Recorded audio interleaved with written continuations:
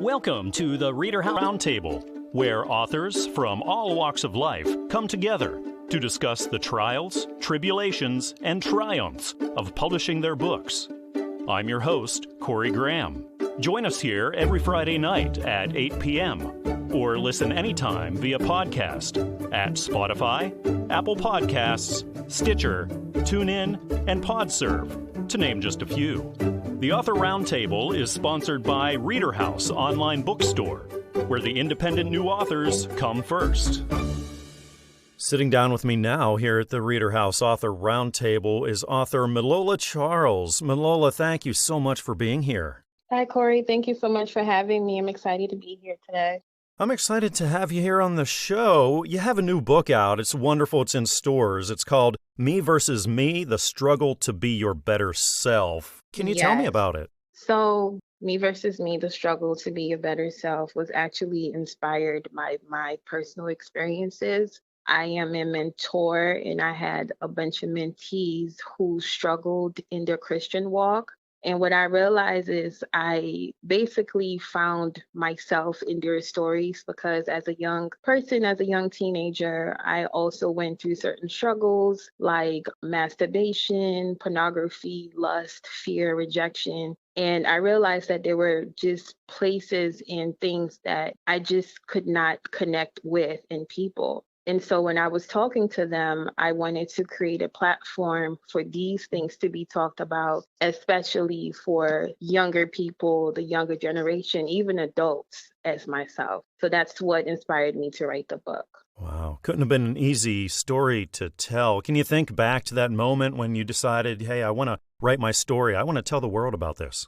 Yeah, well, for as long as I can remember, I always knew I wanted to write about something, but I didn't know what I wanted to write about. And it just so happened that just through my experiences, I knew I had a voice, but I didn't know how to go about expressing myself, which is why I wanted to be a writer. The first time I actually decided that I want to talk about these struggles, I was extremely nervous because, like I said, these are things that aren't really discussed, especially in the Christian community. But I knew that my struggles and everything that I had gone through is something that God allowed me to go through to minister to other people and to bless another person. And so I just kind of had to get out that mindset and get out the fear, I guess, that I had and just put it out there. And it's here now. Wow, how wonderful. Thank you. Have you ever done this before, written or published? No, this would actually be my first time. This is my first published work. I mean, I've written just stuff like in school, in college, and things of that nature, but this is like my first actual published work yet. Congratulations on that. That's a huge deal. Did this take you a long time then? Thank you. I think I would say it took me about 2 to 5 years. Like I said, it was something that I had been debating about and just really toying with the idea of, do I really want to express myself? Do I really want people to be let into my personal business? Because I am a private person and the book is so very personal into my struggles. And I had to really fight the idea of, do I want to let people in? And it was tough, but I'm glad, God helped me overcome that part of, I guess, my thought process. And I was able to just go ahead and do it. And we are here now. I can't imagine what you were feeling whenever you got that first copy and you got to hold it in your hands. What was that moment like for you? Honestly, I'm still in awe. It's because, when you put a lot of effort and a lot of time into a project, Me versus Me, The Struggle to Be Your Better Self, the book, it's like a baby to me because I know how hard I worked. I know the time, the effort, the energy, the mental space that you have to be in even to write any book in particular. So I think I'm still in shock. Sometimes might have my family and my friends call me to tell me how proud they are of me. And I'm still in disbelief, honestly, but I'm thankful that it's finally here. Yeah. Milola, I certainly admire the courage that it took you to write your story, all these hard things that you went through, but you're reaching out, you're looking to inspire and help others, and I encourage my listeners to definitely check this book out. The title is Me versus Me, The Struggle to Be Your Better Self. This is written by Milola Charles, and it's published by Christian Faith Publishing. You can find this everywhere, of course, that you pick up your books, like Amazon, Barnes & Noble, iTunes, and traditional brick-and-mortar stores. Milola, it's been great having you on the show tonight. Thank you so much for stopping by. Thank you so much for having me. Thank you. I love the name of this next book. It's called Humility Comes Before Honor. It's written by Guy Morinville, and I'm really happy that he's come by the show here tonight to talk all about it. Guy, thank you for joining me. It's a pleasure. Thank you. Thank you for the privilege. It's great to have you here on the show. Can you tell me what readers can expect in Humility Comes Before Honor? Well, the book is a devotional. It is a daily religious practice written in two parts. The first part is faith and courage, and the second part is virtue. It can transform lives. It has lessons on humility, how to humble yourself, and it can really transform lives. How did you get the idea, or what inspired you to write this book and publish it? I put together topics for presentations over the years. My sister watched one of the presentations, and that was on Zoom 2 years ago. And she said, well, all these presentations you need to share with the outside world. They were religious presentations, various topics in the Bible. And I did that based on her encouragement and the feedback that I've received from participants from the congregation. As far as the title of the book, it's one of the topics, one of the chapters in the book that was inspired by someone from my church, a friend who sent me as a custom every morning, sent me a text from the Bible, and I like it. So I say, well, this is perfect because it was during at the start of the pandemic. We need to humble ourselves. I remember Donald Trump in January of 2020, and when he said that he built the greatest economy in the history of the United States, unemployment is on all-time low, and then the pandemic hit. And then what happened is the stock market went down, unemployment went high, and people start to lose their jobs. So I said to myself, when you are proud, pride and arrogance can lead to destruction. Because of the pandemic, everybody learned to humble themselves. So I say this is a perfect opportunity, perfect time to write something on this subject, humility. Absolutely. I agree that this is great timing because it seems that humility is something that's becoming rarer and rarer in our society. Definitely. We have become much too proud, and in some instance, arrogant. And that can lead to ruin, that can lead to ruin. We need to humble ourselves, not only before God, but before men as well. And that can lead to honor, because if you look at the first responders during the pandemic, whether they were doctors or nurses, they brought themselves down on their knees to help others, to accommodate others, for the common good of others. So they humbled themselves. So they demonstrated humility. And it didn't matter who they were helping. It didn't matter what class or what rank, what status they were helping everybody. And they humbled themselves for the common good. And it took them a long way, and they were honored as a result. Guy, was writing Humility Comes Before Honor and publishing it something that took a long time, or did this happen fairly quickly for you? Well, it took a while because the book has 20 topics, 20 chapters, and those were written over 7 years. And when you include the reviewing and the editing process, so it's like 8.5 years. But that chapter, Humility Come Before Honor, it took me about 3 months to write. That was in the spring of 2020. Guy, is this the first time you've written or been published? No, this is the first published book, and I hope it's not the last. I've already some materials and topics that I'm going through for potential second book, but it's a long process. It's a slow process, so I'm trying to finish with this first, and hopefully by the summer I can continue on the second one. Being your first published book, I'm sure you learned a lot along the way. What advice do you have now for the authors listening right now who are just starting out and looking to do the same thing? Well, I would advise them to be encouraged, be motivated, and especially be humble, because no one knows everything. We can't pretend that we know more than others. We have to be humble. It's in our humility that we learn that we are open to others' ideas and thoughts. So we have to be humble. And I would advise them to start the process, begin the process, and pray for guidance.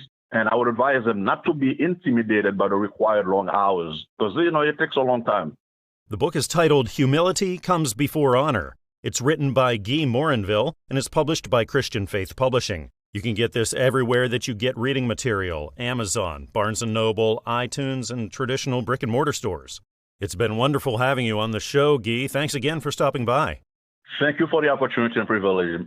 Have a blessed day. A Kinsman Redeemer love story. It's the new book. It's out in stores now, written by Sheila Johnston and Jerald Johnston, and I'm really happy that Sheila's right here with me now. Sheila, thank you for stopping by the show. Thank you very much for having me today. It's great to be speaking with you. Can you tell me about what readers can expect in A Kinsman Redeemer love story? Well, they can expect two individuals who went through a terrible time in their life and who had hit like their lowest point and wondered if they would ever truly have a good life again. And suddenly, God miraculously moves in and brings these two together and creates a beautiful love story. Sheila, where did the idea for the story come from? It is a true story about our lives and how God, one of us had been deserted in the marriage and just felt like he was in a pit of darkness. And I lost my husband, a lifetime partner, and just felt like there could be no other life for me. And God brought us together to do a labor, Jerald and I, a labor on a 100-year-old church. But what God ended up doing was bringing us together and showing us that even in situations like this, there is still life to be lived. What a story. So what persuaded you to sit down and write the story and then have it published for the world?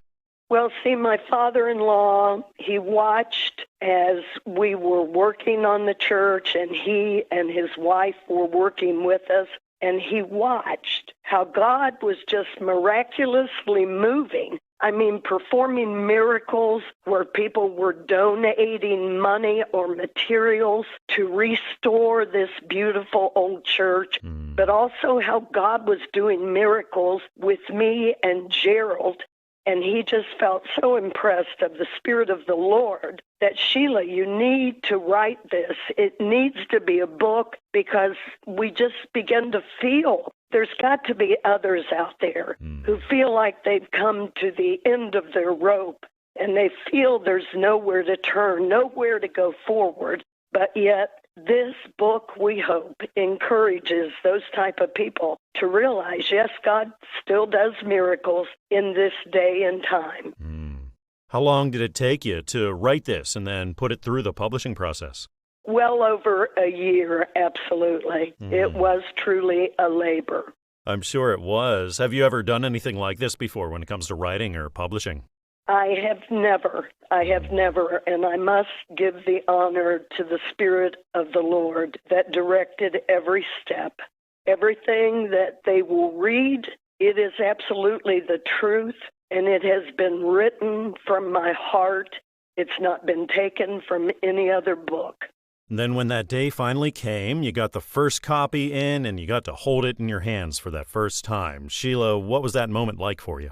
It was like a day of rejoicing, giving thanks to God, and absolutely so excited that all the labor and the prayer that had went into writing this book, we were finally holding the end product in our hands. It was truly a moment to really give thanks to God.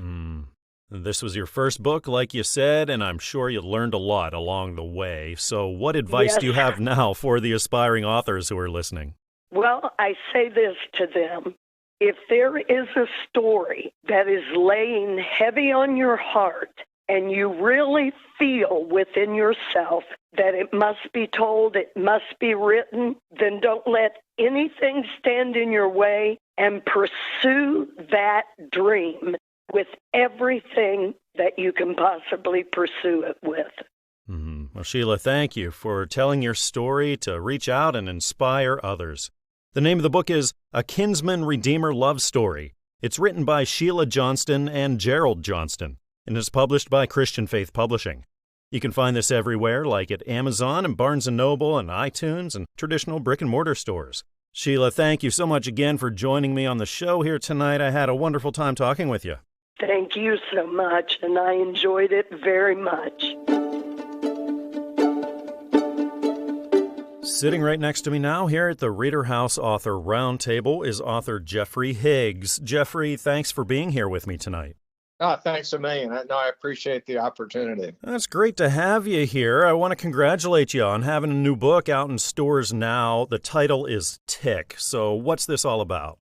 Okay, well, Tick, my youngest son would say that Tick is it's a captivating modern day Western thriller, action, adventure, murder, mystery, love story. It's Wow. really crosses a large number of genres. But more than that, it's a confrontation between good and evil, between totally corrupt monsters and some truly exceptional people. It's a story really about a battle for a child's soul.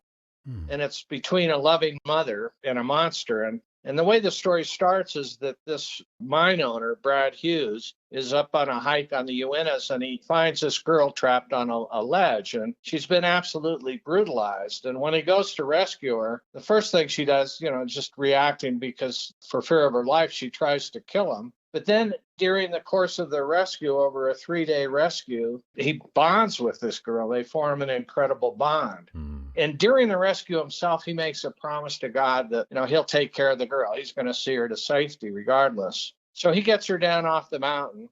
And then he realizes that his problems are just getting started. This girl bonds with him to the extent that she won't relate or work with other people and becomes really violent if other people try to impose their will on her. So he's stuck in the hospital with this girl, and she turns out to be, a brilliant, manipulative, pint-sized warrior who turns his life and everybody else's lives around her upside down. Jeffrey, you got to tell me where you got the idea for this. It's funny. I used to travel a lot. I would fly down to Chile and Peru on visiting and working on various mining operations. On one of the flights down, I would read. I've always been a real reader. I grew up in Peru in a very isolated mining camp. So I read just all the time for entertainment. And I would read on the airplane, and I read this particularly poor book. And I thought, okay, I can do better than that. All right. I had a big comeuppance on it. It was odd because I was at this mine site and I got quite ill. And I flew back to Lima, and usually it's a midnight flight. I had to scrub that flight. So I had a full day in Lima. So I was just walking up and down this long pathway overlooking the ocean for a full day, and the basic plot for Tick came into my head. And then I just started writing. When I was on the airplane, I'd write. And 9 years later, I have a book. Jeffrey, what kind of readers did you have in mind for this? I really didn't have a particular target reader, an audience in mind when I wrote the book. The story came into my head and I wrote the book. I know that Christians, and a number of them have read the book, really enjoy it because Tick isn't afraid to take on worldviews. She's completely her own person, and she's prepared to live for and die for God. Her favorite verse is from Psalms, and it's the one that says, God is with me, I will not be afraid. What can mere mortals do to me? Her mother was kidnapped because she was a fabulous cook. And this guy decides that, he just needs a cook. And she was taken along for the ride. So he uses her to keep the mother in line. But then he realizes that he has a far greater prize in this girl, that she's unbelievably bright and she's extremely athletic. So he decides he's going to turn her into his own acolyte and turn her into an assassin. So from the age 5 to 12, she's just trained daily in combat techniques, and she loves every second of it. She loves this guy's attention. And then the big rebellion comes, and her mother's killed, and she escapes, and she's out on the world, by herself. And then off into the world she goes. The book is called Tick. It's written by Jeffrey Higgs, and it's published by Christian Faith Publishing. You can find it everywhere, like Amazon and Barnes & Noble and iTunes and traditional brick-and-mortar stores. Jeffrey, it's been great having you on the show. I hope you can come back someday. Thanks again for being here. Thanks again for giving me the opportunity to talk a little bit about the story. I'm happy to be joined by author Diana Monique Soriano here at the ReaderHouse Author Roundtable. Diana, thanks for coming by the show tonight. Thank you for having me. I appreciate it. It's wonderful you have a new book. It's out in stores right now called In Loving Memory, a story of love, loss, and living on. So what can readers expect with this? Yes, sir. It's basically my story, my personal testimony of what I experienced in the military as a female, and then also my experience in deployment and the events that took place after my fiance was killed in action out on our deployment. I talked about the grief process, my healing journey, and, just trying to give inspiration to others who have experienced loss like I have. Wow, this couldn't have been an easy thing for you to write. What inspired you to write this and tell it to the world?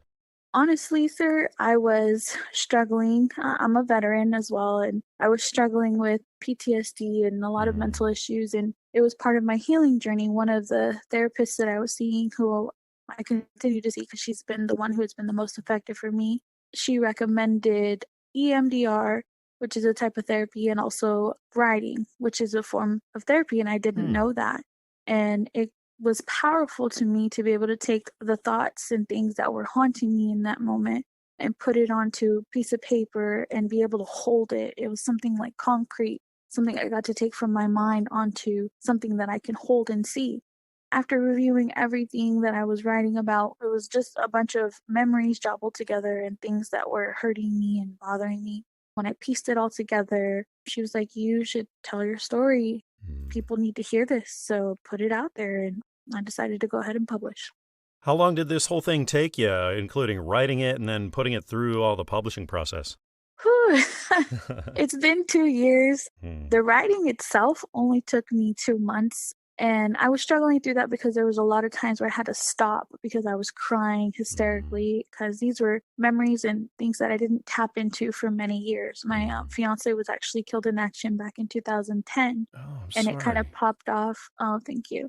It popped off during COVID because, everybody was working from home and I was forced to be alone and it was really rough. So it took about 2 months to write. But since then, there was a lot to the process. And then with COVID, a lot of things were delayed. So it took about 2 years.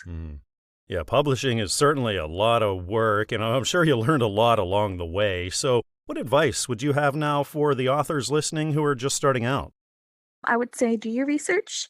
There are plenty of avenues and ways to go about publishing a book, which I wasn't really aware of before. There's ways to do it cheaper if you can't always afford it, because it can be very expensive, and I want to be honest about that. If you need some help along the way, there's other people who can help you, or there's publishers, like I did, who can help you along the way with each step. Then, Diana, when that day came and the first copy came in the mail, you got to hold it in your hands. What was that moment like for you? Oh, man, it was crazy, and it was a little unbelievable. I kind of cried, though. I was so excited. I was very proud of it, and I had outsourced my cover, and it's a picture of me saluting, and there's a picture of a memorial stand with my fiance's picture on it. It's just so beautiful. I love it. Have you given any thought to maybe writing another book and publishing more? Yes, sir, I have. I touched a little bit on my childhood, but I haven't really fully dived into it in that book because that book was specifically about his loss and healing through that. But there is another book that I plan to write about my childhood and how I overcame that adversity. And Diana, looking back over it all now, what would you say is the most rewarding aspect for you of being a published author? So far, the most rewarding aspect has been getting to connect with people and being able to resonate with them and their stories or vice versa.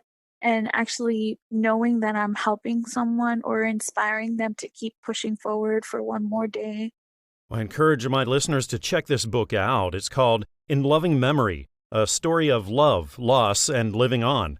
It's written by Diana Monique Soriano and is published by Christian Faith Publishing. Of course, you can find this everywhere that you get books, like Amazon, Barnes & Noble, iTunes, and traditional brick-and-mortar stores.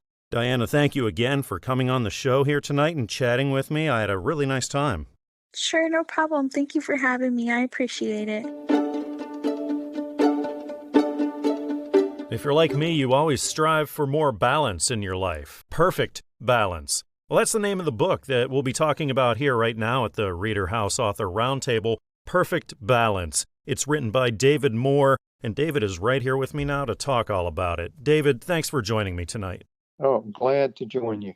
Can you tell me what readers can expect in your book, Perfect Balance? Well, it's the health and spiritual connection of mind, body, and soul, that journey we all have, and hopefully striving for better health. What sorts of readers did you have in mind whenever you were writing this? Well, probably the age 30 plus. When we're younger than that, we all believe we're invincible and probably not open to health tips, at least not near as much as when you're older. So I think as we get older, we have two choices. We can either adjust and stay healthy or not. So, David, what lit the spark for this book? What gave you the idea or inspired you to sit down and write this? Well, I'm one of 11, and one of my brothers is actually more of a health enthusiast than I am, and he's always been talking about health. And the more I listen to him, the more I realize that it's very important for us to adjust as we get older to try to stay healthy and not eat the food we ate before. So I thought it might be a good idea to read more about that. So really for about the past 30 years, I've been reading a lot of health books, and it just all came together that maybe that'd be a nice way to put it all together would be to write a book. Now, when you were writing this and then getting it published, was that something that happened fairly quickly? Well, yes and no. The beginning part, yes. I finally realized that with our current technology, for instance, 20 years ago, when I thought about, don't want to write anything, I was writing with a pen and paper to compile my notes. Then as the technology improved, I finally realized, when actually COVID hit in the summer of 2020, I realized I have my iPhone. I can just dictate an email to myself. And when I get to the office, copy it in, and I'm done except for proofing. So I dictated the manuscript in the 3 months, the summer of 2020. Wow. So it seemed to go quickly in the dictation part. But then I wanted to get some endorsements from, and we're talking about health and spiritual, so I wanted doctors and pastors, and ironically I ended up getting 6 of each. And to get those 12 endorsements, it took another 3 months, as long as it did to dictate the manuscript. And then, of course, the publisher, I think I found one of the best that exist, and they said, and they were completely right on target, they said it takes about a year. And sure enough, it was right at a year to get it published. David, a lot of people listening right now are authors just starting out, so I'm sure you learned a lot along the way being your first time published. What advice could you give to these aspiring authors? Well, if you have something that's unique and it's going to help people, I say write a book. And it's almost like teaching. I teach kids in Sunday school, and I feel like I learn more than they do in all the preparation we do in order to teach them. So it's kind of interesting. If you want to learn a lot, teach. And if you want to know more, write a book. David, the great thing about writing is you look to be helping other people, but the writing process is so rewarding in itself for the writer, for the author themselves. What's the most rewarding aspect of writing for you? Oh, for me, it's the joy. I have already, this just came out within the last month, and I've already received so much feedback from family, friends, and even strangers who have purchased the book, saying that they've been helped just changing their diet and they feel so much better. And some are coming off prescriptions, which, of course, I had in my book from prior research. And some even coming off all prescriptions when they were on many. Wow. So that's the rewarding part for me, is I love helping people, and hearing that those testimonials come back in so quickly, gives you a joy in your life, some satisfaction. Well, if you're looking for the perfect balance in your life, then you're going to want to check this book out. Of course, it's called Perfect Balance. It's written by David Moore, and it's published by Christian Faith Publishing. Of course, you can find this everywhere that you shop for reading material, like Amazon and Barnes & Noble, iTunes, and traditional brick-and-mortar stores. David, thanks again for joining me here tonight. I had a nice time learning about Perfect Balance and just a great time chatting with you. Corey, thank you so much. It was a pleasure talking to you. Joining me now here at the ReaderHouse Author Roundtable is author Nykyta Buchanan. Nykyta, thanks for being here with me tonight. Thank you, Corey. It's wonderful you got a new book. It's out in stores right now. The title is A Letter to Myself, Therapy Done My Way, God Said, Not Ours. So can you tell me about this? It's about following direction, unclogging and shedding some weight, if you will, to be able to walk a proper path and being able to hear clearly in which the direction that you should be following. What sorts of readers were you thinking about whenever you were writing this?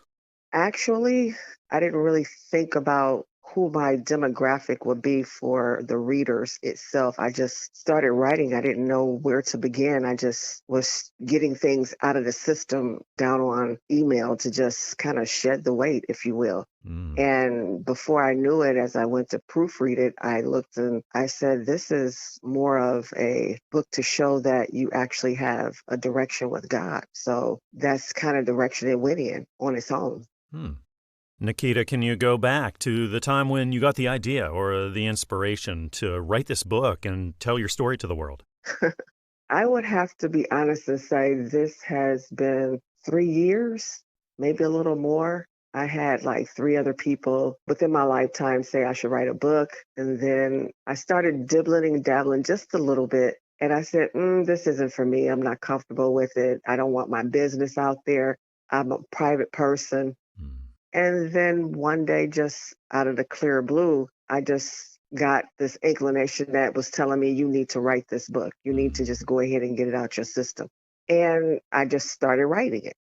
When you started writing it then, did it sort of flow and was an easy thing from there? Or did you hit some speed bumps, maybe writer's block and things like that?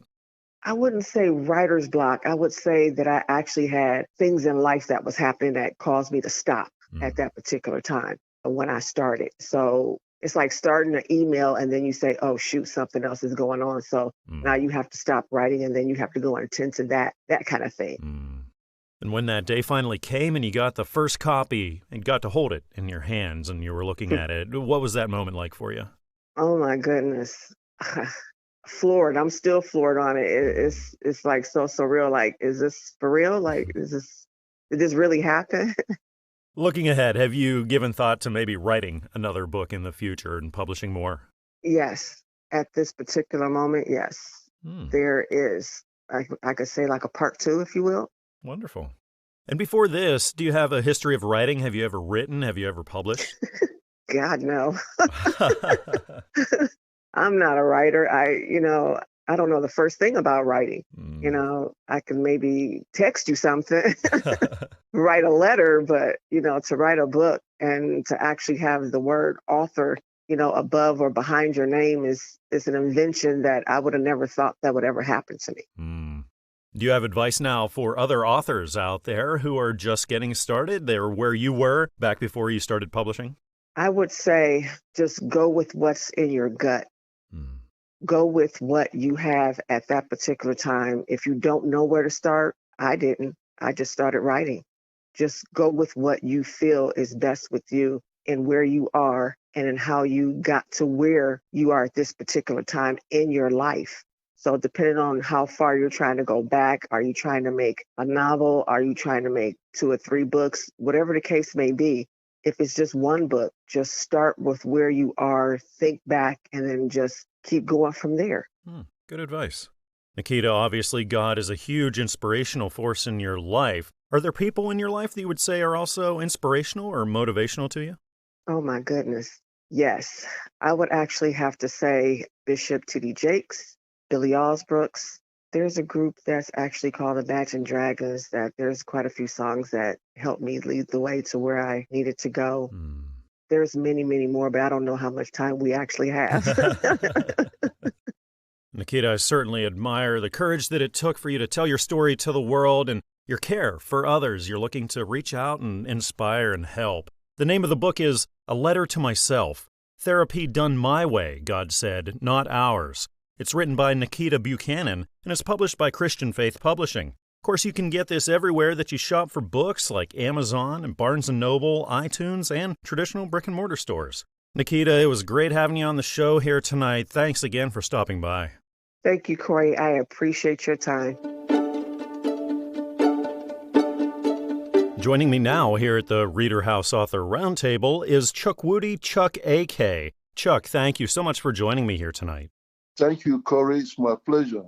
Well, it's wonderful you have a new book out right now. It's titled From Revelation to Revolution, iClouds of Witnesses for Developing and Driving Your Mind to Career and Business Success. Chuck, can you tell me what readers can expect?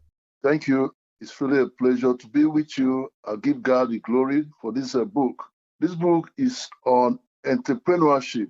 It's written with a mindset of faith, but also considering reason and science as part of that mindset of faith.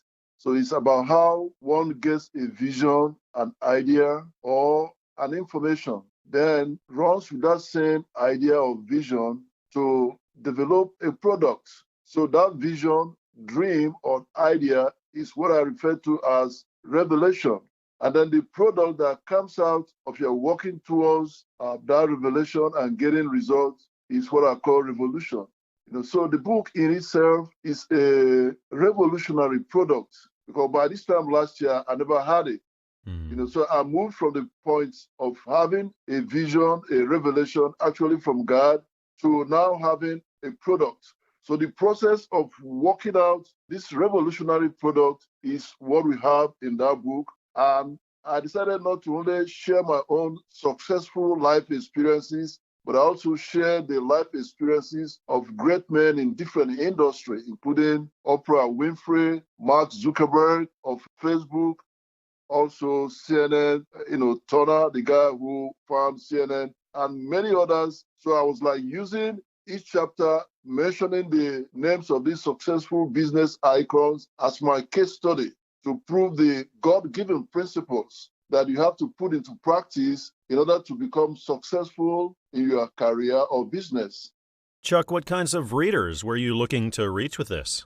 From Christian faith readers to all entrepreneurs, emerging entrepreneurs, veteran entrepreneurs, people from all walks of life, both young and old, those who want to move beyond the point of dreaming to actually actualizing or realizing their dreams. So it's for everyone who wants to move from point A to point B in pursuit of their career and business achievements. Chuck, have you ever done anything like this before? Have you ever written a book, or have you ever been published before this? Yeah, I've written 2 books before this, published in Nigeria. But they were more of biographies of some leaders in Nigeria. So they were all works in biography, but this is my first mainstream book on entrepreneurship. I'm sure you've learned a lot along the way of publishing. So what advice would you offer now to authors who are just starting out? It's all about creativity, ingenuity, and then being yourself. Commitment to your cause. Just get a vision and stick to the vision. Nothing good comes easy. You give up your time, your talent, and your treasure to achieve goals in life. And once you get committed, you have a vision, you pursue it, depending on God like I did, definitely your vision in writing will come true. Chuck, it's obvious you're passionate about writing. What is the most rewarding aspect of being an author for you? The most rewarding aspect of being an author is that my works will outlive me. I'm looking at this work in the next 200 years. It's going to be a point of reference to many who want to gain from the information in the book. Also being able to build lives, being an inspiration to people as they read this book. And I've been getting a lot of commendations from all walks of life. So it's a joyful thing that you see yourself making a difference in the life of other people. So being able to impact others with your knowledge and experiences in life, and then having a work that will outlive you, that always gives me great joy. I encourage my listeners to check this book out. It's titled From Revelation to Revolution: iClouds of Witnesses for Developing and Driving Your Mind to Career and Business Success. This is written by Chukwudi Chuck Eke and is published by Christian Faith Publishing. Of course, you can find this everywhere: Amazon and Barnes & Noble, iTunes, and traditional brick-and-mortar stores. Chuck, I appreciate you stopping by the show. I had a really nice time chatting with you. Thank you, Corey. I appreciate this moment with you together. This next book I'm looking at says that our lives don't always turn out the way we anticipated. I know that sure is true. It's called When God Interrupts Your Plans with His Purpose.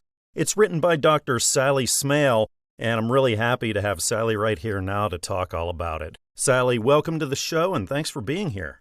Well, thank you for having me. I'm blessed and honored to be here. It's great to have you. Congratulations on having this book in stores right now. Can you tell me what readers can expect with it? Well, just like you said in the introduction, we all get to a point in our life at some time or another. It can be as early as high school graduation, or it can be in our later years in life where we kind of assess where we are in our life and, how we feel about that. Through my experience and really the burden that I have to share with others about what I've learned in the process, I help address some of those things. And naturally, from a Christian perspective, I see how God tends to interrupt what we had plans to do in order that we can make room for his purpose in our life. Can you go back and think about the moment that you decided, I need to write this, I need to publish this and tell this to the world? Absolutely. Well, to be honest with you, this has been stirring in me for many years. I was the product of adulterous relationship. And because of that, in kind of a joking way, but how, we all know that jokes, with the foundation of truth can be a little painful or a lot painful. And so I grew up my whole life being told that I was a mistake. And mistakes don't have a purpose. They have no reason for being.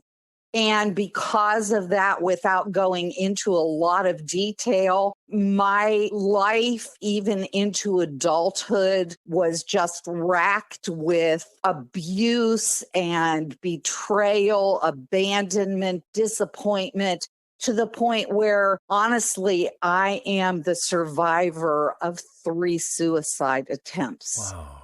And it wasn't until I stepped into relationship with Jesus Christ as an adult woman, a young mother of 2 little boys already, that was on the verge of divorce. I had already called an attorney, that I met some people that loved me enough and were bold enough to tell me about this relationship with Jesus that changed their lives. And it wasn't until I stepped into that relationship that I finally, for the first time in my life, understood that I wasn't a mistake, that God knew me all along. And he had a specific purpose for my life.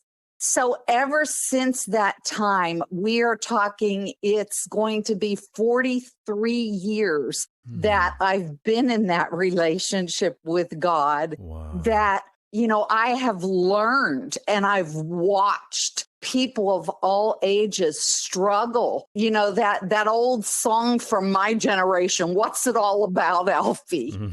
Struggling to see what is this all about? What am I doing? Why am I not, even though I'm in the career I chose, even though I've been working diligently, why am I not fulfilled? Why isn't this everything it was supposed to be? It's just my hope, and every word was written, bathed in prayer, that this book will touch people's hearts, that it will reach them at even critical times of their life, maybe like I was at. And maybe, just maybe, first of all, enter into that relationship with Christ, but then be able to not only discover and grow in, but pursue and fulfill their God-given purpose for their life. The name of the book is When God Interrupts Your Plans with His Purpose. It's written by Dr. Sally Smale, and it's published by Christian Faith Publishing. You can find this everywhere that you pick up your reading material, like Amazon, Barnes & Noble, iTunes, and traditional brick-and-mortar stores. Sally, thank you again for stopping by the show and talking with me. I had a great time. Oh, I did too. And thank you for giving me the opportunity to speak my heart and hopefully bring glory to God. I'm sitting down right now with author Chris Riker here at the ReaderHouse Author Roundtable. He's just released a new book. It's called Zebulon Angel and the Shadow Army. Chris, thanks for joining me here tonight. Thank you, Corey. Zebulon Angel and the Shadow Army sounds really exciting. Can you tell me what it's all about? Well, I chose a title that's a little bit pulpy because the action is fun. There's more to it than that, but maybe I'm just being an author. But let me tell you a little bit about it. It is about a guy named Zebulon Angel. He is an Uber driver and would-be songwriter living in Atlanta, Georgia, where I live. His wife has been cooking up something interesting in the basement. Turns out to be a candy that promotes, well, sexual desire. Gets hooked up with the whole marketing campaign. He becomes the head of marketing with no credentials whatsoever. They then send him off to China where there's the secret ingredient for the candy. Things get worse and worse. He is an absolute screw up, and it gets to be a hot mess that winds up in the tomb of China's first emperor, Qin Shi Huang. That is in Xi'an, that is the home of the terracotta soldiers I have been to. Now you can visit there. I have not been inside the tomb. Neither has anyone else for 2,000 years. But there are descriptions of what's going on in there. What I put in there also is a little visit from the emperor himself. Wow. You say this mixes sex, the supernatural, history, international intrigue, sharp wit, all into it. So what kinds of readers do you think would be real into this? I think this is going to be a book that people who like Neil Gaiman or Haruki Murakami or Anne Rice would find very enjoyable. So, Chris, you got to tell me, how'd you get this idea? It was a boil down. I'm in a writer's group, and they were all doing genre stuff. I'm thinking, well, do I want to keep doing genre? I don't really know, but I'll give it a shot. I started to write the story kind of straight, just following the main character. But because I was in this writer's group, it's like, well, why not throw in a ghost? Come on, do it. I don't know. Yes, it's an odd mixture of things. But then again, haven't we all seen the few stories that exist? Haven't we seen them all a million times? Why not fold in a few other elements to make them new and fresh? I love it, Chris. You said this is full of fun action, and I can tell just by what you're saying, you have a lot of fun writing and exploring, and I think maybe some authors take this whole thing a little too seriously and might miss out on some of the fun and exploration and just abandon that you can have when you're writing. I think you need to balance it out.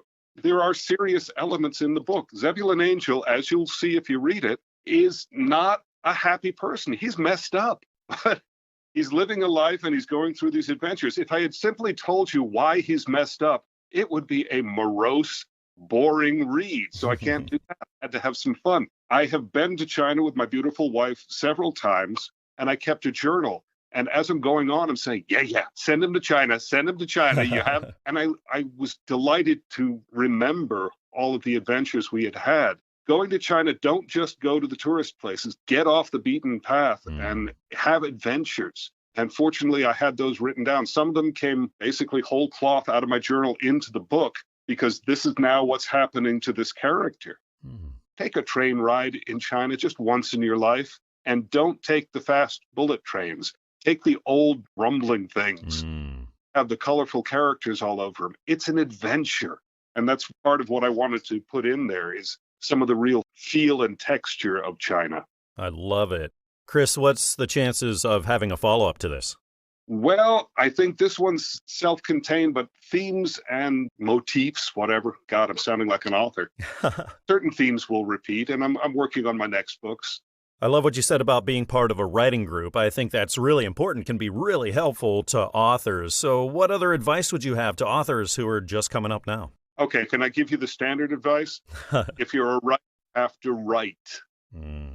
That's got to sound obvious, but everybody says, well, I've got this book in me. It's like, books don't belong in you. That sounds unhealthy. You don't want a physical book in your body. Get it out. Put it on a screen. Put it on paper. Do whatever you have to do. Write it in blood. Whatever you have to do, put it down. Get it out of you. Well, readers looking for fun adventure are going to love this book. It's titled Zebulon Angel and the Shadow Army. It's written by Chris Riker, and it's published by Fulton Books. Of course, this can be found everywhere: Amazon, Barnes & Noble, iTunes, Google Play, and traditional brick-and-mortar stores.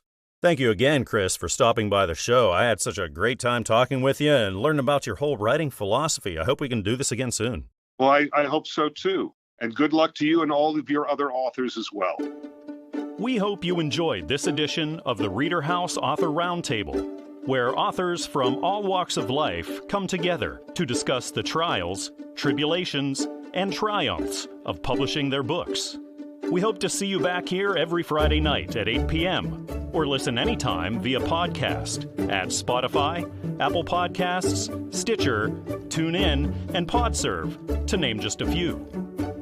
The Author Roundtable is sponsored by ReaderHouse Online Bookstore, where independent new authors come first.